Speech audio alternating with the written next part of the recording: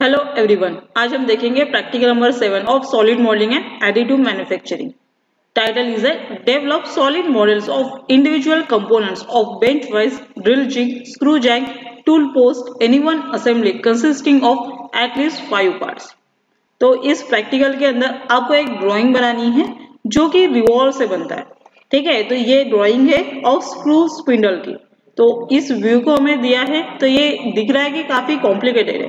तो इसी का एक नया प्रोफाइल दिया है स्क्रू स्पिंडल का, जिसको हमें स्केच करना पड़ेगा। और ये ऑब्जेक्ट एग्जैक्ट सिमिलर होने की वजह से और सर्कुलर क्रॉस सेक्शन होने की वजह से ये क्या होगा, रिवॉल्व ऑब्जेक्ट से बनेगा।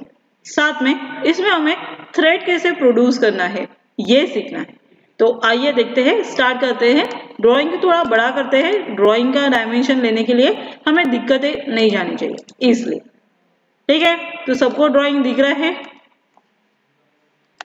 तो इस तरह से ये ड्राइंग है। अब हम जाएंगे क्रेयो सॉफ्टवेयर पे। इस फाइल को हम क्लोज करते हैं, इसकी हमें जरूरत नहीं है। और न्यू ड्राइंग लेंगे एज ए पार्ट, और हम इसमें एक पार्ट का नाम देंगे PRN7, जो प्रैक्टिकल नंबर 7 है। यूज डिफॉल्ट टेम्पलेट को हम इसलिए ऑफ करते हैं ताकि हमें अपने कन्वीनियंट के हिसाब से यूनिट सिस्टम को सिलेक्ट करने के लिए मौका मिले। अब हम जाएंगे स्केच में, फ्रंट व्यू लेंगे और स्केच करेंगे। यहाँ पे आप स्केच व्यू कर दो ताकि आपका जो स्केच व्यू करने की वजह से आपको जिस प्लेन पे ड्राइंग बनानी है वो इन फ्रंट हो, ठीक है, इंक्लाइन ना हो। अब हम इस ड्राइंग को देखते हैं। ड्राइंग को ध्यान से देखना है। आपको एक 240 की एक लेंथ बनानी है जिसकी 19 की एक एंड से लेंथ होगी। ठीक है, तो एक लाइन बना लेते हैं।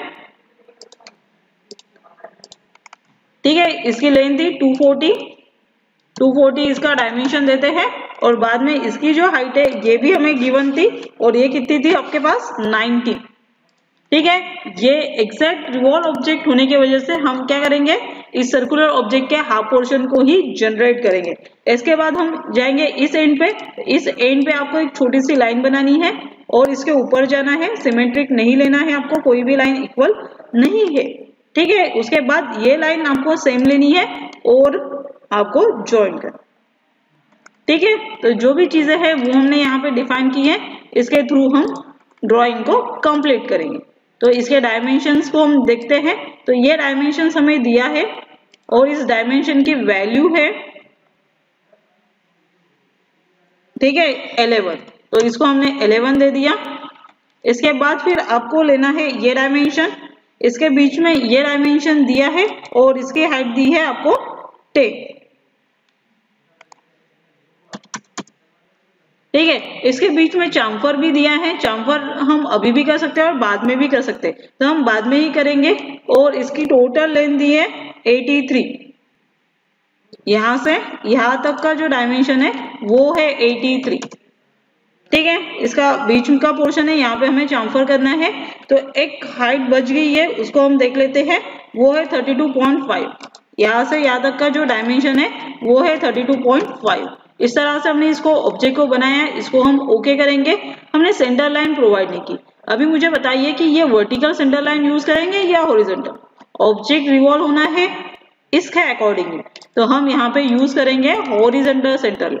इसको ओके करते हैं, रिवॉल्व में जाते हैं, तो ये इस तरह से ये प्रोड्यूस हो। ठीक है, ये इस तरह से प्रोड्यूस होने के बाद अब हम क्या करेंगे, इसको चाम्फर देंगे। तो चाम्फर के लिए आपको जाना है चाम्फर, और ये दोनों पोर्शन को एक साथ पिक करना है क्योंकि दोनों का डायमेंशन सेम है। और ये है हमारा 10 डायमेंशन, तो हम यहाँ पे देंगे डायमेंशन को 10 लाइक दिस।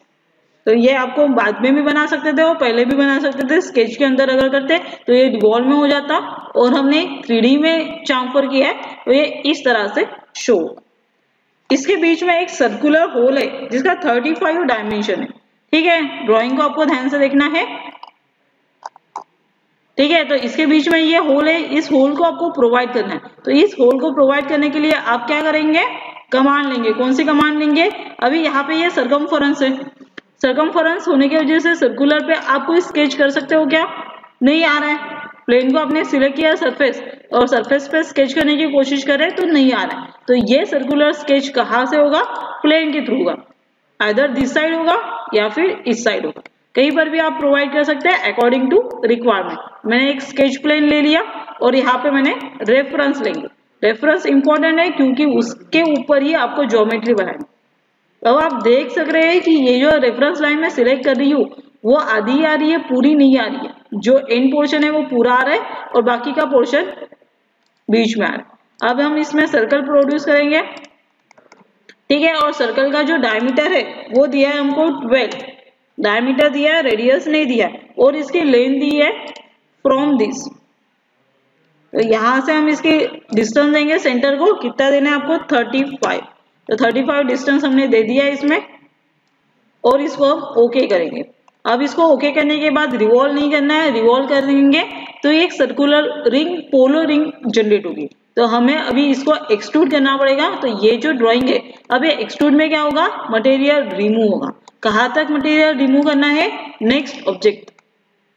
बट हमने ये बीच में बनाया था तो एक ही साइड कट हुआ, सेकंड साइड में हॉलो जनरेट हुआ है क्या, नहीं। तो सेकंड साइड में प्रोवाइड करने के लिए आपको जाना पड़ेगा ऑप्शन में और यहाँ पे साइड 2 में आप टू द नेक्स्ट करके अप्लाई करो, तो दोनों साइड में हॉलो सर्कुलर जनरेट होगा, ठीक है। तो it is the this object is the combination of revolve and extrude.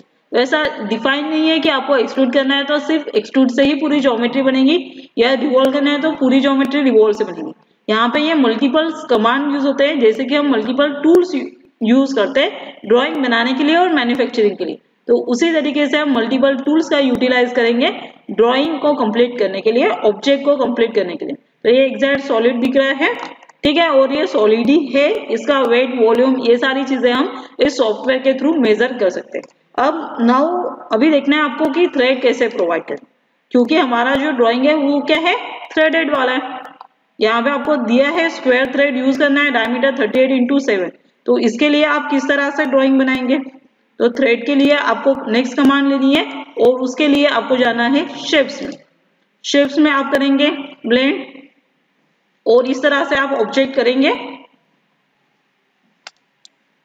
ठीक है। तो अभी हम बनाने वाले थे थ्रेड। तो थ्रेड बनाने के लिए आपको क्या करना है, शेप्स में जाना है और यहाँ पे आपको लेना है स्वीप कमांड में लेना है। स्वीप में लेंगे आप हेलिकल स्वीप, ठीक है।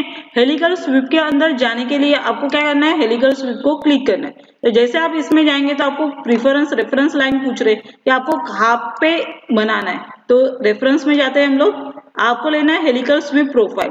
तो यहाँ पे अभी हम कोई प्रोफाइल डिफाइन नहीं किए, तो हम जाएंगे डिफाइन करने के लिए। डिफाइन के लिए आपको स्केच प्लेन सिलेक्ट करना पड़ेगा, प्लेन को सिलेक्ट किया, स्केच किया। तो ये हम करेंगे स्केच व्यू जैसे हम हमेशा करते हैं और रेफरेंस लाइन लेंगे। रेफरेंस लाइन क्यों ले रहे हैं ये आपको पता है, क्योंकि वहां तक ही आपके लाइंस आनी चाहिए। तो हम थ्रेड बनाने कहाँ पे बनाने वाला है, इस साइड। तो इस साइड में यहाँ से हमारी थ्रेड स्टार्ट होगी और यहाँ तक रहेगी, इसके आगे थ्रेड शिफ्ट नहीं होगी। इसको हम ओके करते हैं। अब ये स्केच बनाने के बाद हेलिकल स्वीप तो नहीं आया, तो अब हम क्या करेंगे, कोई टेंशन की बात नहीं है, आपको इसमें क्रॉस सेक्शन डिफाइन करना है। जब तक आप क्रॉस सेक्शन डिफाइन नहीं करते, ठीक है, तो इसमें एक एक्सिस ऑफ रिवॉल्यूशन भी देना पड़ता है, जो कि हमने मिसिंग किया। हम इस स्केच को एडिट करते हैं और एक्सिस ऑफ रिवॉल्यूशन भी देते हैं, ठीक है। तो एक्सिस ऑफ रिवॉल्यूशन के लिए फिर से हमें रेफरेंस लगेगा, क्योंकि ये सेंटर लाइन से पास होना चाहिए। सेंटर लाइन ले रहे हम, इसको हम ओके करते हैं। अब देखिए आपका सेक्शन एक्टिवेट हो चुका है। तो सेंटर लाइन इतना इंपॉर्टेंट है हेलिकल स्वीप में भी और आपके इस रिवॉल्व ऑब्जेक्ट के लिए। अगर आपने एक्सिस नहीं दी है तो उसके अकॉर्डिंगली ये रिवॉल्व भी नहीं हो सकता और हेलिकल स्वीप भी जनरेट नहीं हो सकता। अभी ये आपका क्रिएट और एडिट स्वीप सेक्शन है, तो इसको आपको सिलेक्ट करना है और ये स्केच व्यू को हम करते हैं। तो यहाँ पे इस कॉर्नर पॉइंट पे जहां से हमारी थ्रेड स्टार्ट हो रही थी, ठीक है, वहां पे आपको क्रॉस सेक्शन बनाना है। और क्रॉस सेक्शन कौन सा बनाना है, स्क्वायर थ्रेड का। स्क्वायर थ्रेड होने की वजह से आप यहाँ पे स्क्वायर बनाएंगे जिसका साइज कितना होना चाहिए, 7 होना चाहिए, क्योंकि ये 7 वाली थ्रेड थी, ठीक है। दोनों को हम इक्वल कर देते हैं तो ऑटोमेटिकली दोनों के डायमेंशन सेम हो जाएंगे। अब हमने आधा पोर्शन बाहर रखा, आधा पोर्शन इनसाइड रखा, क्योंकि जितना हम अंदर रखेंगे उतना पोर्शन ये यहाँ से कट होगा, ठीक है। तो इस तरह से हमने ये थ्रेड का पोर्शन बनाया है और इसको हम ओके करेंगे, ठीक है। तो आप यहाँ पे देख रहे हैं कि थ्रेड उस पर आ गई है और थ्रेड कैसे दिख रही है। तो इस तरह से तो हमारी थ्रेड नहीं होती है, क्यों नहीं होती है? क्योंकि ये पोर्शन बन गया है। तो अभी हमें क्या करना पड़ेगा, इसको कट करना पड़ेगा, क्योंकि ये एक्सटर्नल थ्रेड, इंटरनल थ्रेड में अलग पोर्शन आता है, एक्सटर्नल थ्रेड में अलग पोर्शन। तो ये एक्सटर्नल थ्रेड प्रोड्यूस करने के लिए आपको रिमूव मटेरियल करना, रिमूव मटेरियल करने के बाद आप इस तरह से उसको बना सकते हैं। अब इसमें पिच भी इंपॉर्टेंट है, तो अकॉर्डिंग टू दिस आपको जो पिच दी है, ठीक है, आपने ड्राइंग पढ़े होंगे, ड्राइंग डिजाइन ये सारी चीजें आप पढ़ रहे हैं, उसके अकॉर्डिंगली किस साइज के थ्रेड के लिए कौन सी पिच यूज करते हैं उसके हिसाब से आपको उसको डिफाइन करना पड़ता। तो ये हमारा हो गया थ्रेड पोर्शन। अब हम एक ऑब्जर्व कर रहे हैं कि इसका एंड जो है वो कंप्लीट नहीं हुआ है, ठीक है, क्योंकि थ्रेड जब हम प्रोड्यूस करते हैं तो ये कॉर्नर पोर्शन यहाँ से इस तरह से नहीं होता। तो इसके लिए हम थोड़ा सा एक मॉडिफिकेशन करते हैं, एडिट करेंगे, ठीक है। एडिट क्या करेंगे, तो क्रॉस सेक्शन हम एडिट कर सकते हैं, पॉइंट हम एडिट कर सकते हैं। और पॉइंट कौन सा एडिट कर रहे हैं हम, कि ये जो लाइन है, ठीक है, ये लाइन क्या होनी चाहिए, ब्रेक लाइन नहीं होनी चाहिए, ठीक है। तो मैं यहाँ पे ये लाइन को डिलीट कर रही हूँ और फिर से यहाँ पे एक लाइन को प्रोड्यूस कर, कहीं से भी आप स्टार्ट कर सकते हैं, कोई प्रॉब्लम नहीं है। तो इतने लेंथ का जो डायमेंशन है हमारा यहाँ से इस पॉइंट तक का, वो हमने एक्स्ट्रा लिया, ठीक है। और इसको हम ओके करते हैं। अब आप देखेंगे कि आपकी थ्रेड प्रॉपर बन गई है, पर एक कर्व फॉर्म फिर से आ गया, ठीक है। तो उसके लिए भी हमारे पास एक डिफिकल्टी सॉल्व करने के लिए एक ऑप्शन होता है, उस ऑप्शन को हम कर लेंगे, ठीक है। तो इसके थ्रू हमारी थ्रेड बन चुकी है और ये थ्रेड इस तरह से आएगी। इस डायमेंशन को डिलीट करते हैं, ओके करते हैं और इसको ओके, देखिए तो ये हो गई हमारी थ्रेड और इस तरह से हमारा थ्रेड फॉर्म हो गया, ठीक है। इसमें ये जो क्रॉस सेक्शन दिख रहा है, ठीक है, उसके लिए कुछ है, ठीक है। ये एंड आपको यहाँ से इस तरह से नहीं होता है, ये कर्व पूरा बाहर निकलता है, उसके लिए आपको ये क्रॉस सेक्शन लेना पड़ता है। जूम हो गया है, रिफिट करते हैं, ठीक है। तो ध्यान से देखिए हम कौन सा क्रॉस सेक्शन सिलेक्ट कर रहे हैं, और ये सिलेक्शन जो रहता है वो एक ही इसमें रहता है और ये हेलिकल स्वीप कमांड में ही यूटिलाइज होता है, ठीक है। ये सेक्शन को भी हमें सिलेक्ट करना है और यहाँ पे आपको यूज करना है एडिटिंग में व्रैप रिमूव। तो ये पोर्शन क्या करेगा, नेक्स्ट थ्रेड तक रिमूव कर लेगा, देखिए। तो अभी आपकी थ्रेड प्रॉपर लग रही है, इतना क्रॉस सेक्शन उसने रिमूव कर लिया जो हमें रिक्वायर्ड नहीं था।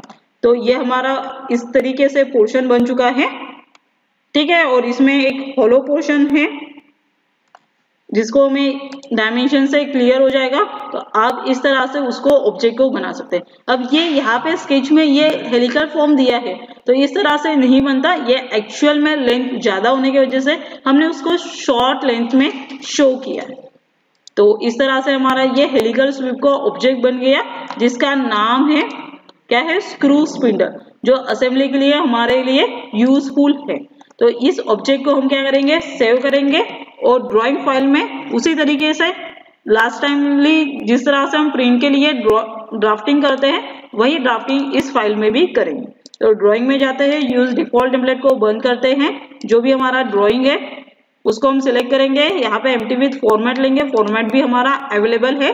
और इसमें हम लेंगे जनरल व्यू, जनरल व्यू में आप ऑब्जेक्ट को प्लेस कीजिए, फ्रंट अप्लाई कीजिए और इसका बैकग्राउंड जो है डिस्प्ले स्टाइल, इसको हम यहाँ पे भी चेंज कर सकते हैं, जो हमने किया हिडन।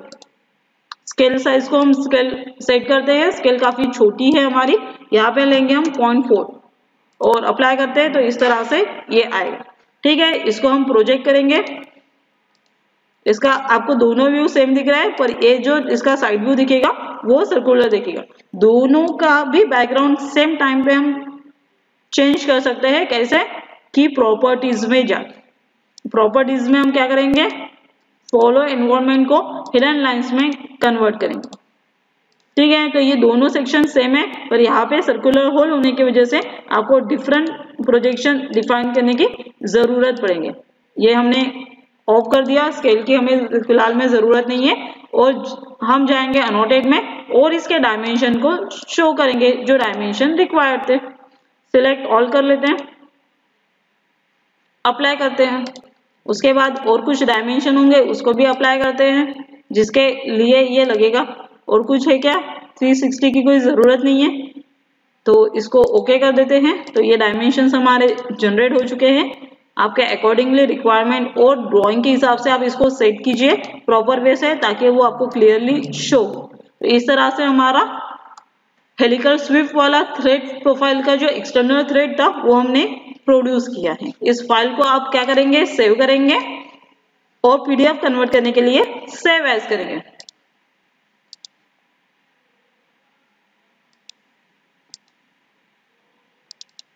इस फाइल के अंदर ड्राइंग 001 ऑलरेडी है, तो इसको हम न्यू फोल्डर में डालते हैं और न्यू फोल्डर का एक नाम देते हैं PR7। ठीक है, अगर आपके फाइल के ड्राइंग्स का नेम सेम होंगे तो वो रिप्लेस हो सकते हैं, तो आपको ये ध्यान में रखना है कि कोई भी फाइल के नेम सेम ना हो। पीडीएफ कन्वर्ट कर रहे हैं हम इस ड्राइंग का, इसके 1 के जगह हम लिखते हैं 3, ताकि पीडीएफ में भी कंफ्यूजन ना हो। और इसको ओके करेंगे तो आपके सामने पीडीएफ फाइल ओपन होगी और आप देखिए कि ये इस तरह से आपको थ्रेड दिखाई देगा। तो इस तरह से हमने थ्रेडेड ऑब्जेक्ट भी बना लिया है, जिसका नाम है, क्या नाम था उसका, स्क्रू प्रोफाइल। ठीक है, तो स्क्रू प्रोफाइल का हमने स्क्रू स्पिंडल हमने बना लिया है और इसको आपको सेव करना है और ये ड्राइंग कंटिन्यू करना है। और ये सारे जो ड्राइंग्स हम सीख रहे हैं, स्केचर पढ़ा हमने, स्केचर के बाद हमने ड्राइंग पढ़ा, ड्राइंग के लिए हमने ड्राफ्टिंग पढ़ा है, और साथ में हमने 3D मॉडल्स क्रिएट करने के लिए पार्ट मॉडलिंग पढ़ा। तो पार्ट मॉडलिंग में हमने पढ़ा एक्सट्रूड, रिवॉल्व, ठीक, उसके बाद हमने हेलिकल स्विफ्ट पढ़ा है। ठीक है, चाम्फर, राउंड, ये सारी कमांड का यूटिलाइज करके आपको असेंबली के लिए ड्राइंग्स बनाना है। तब तक के लिए thank you, happy learning, stay online.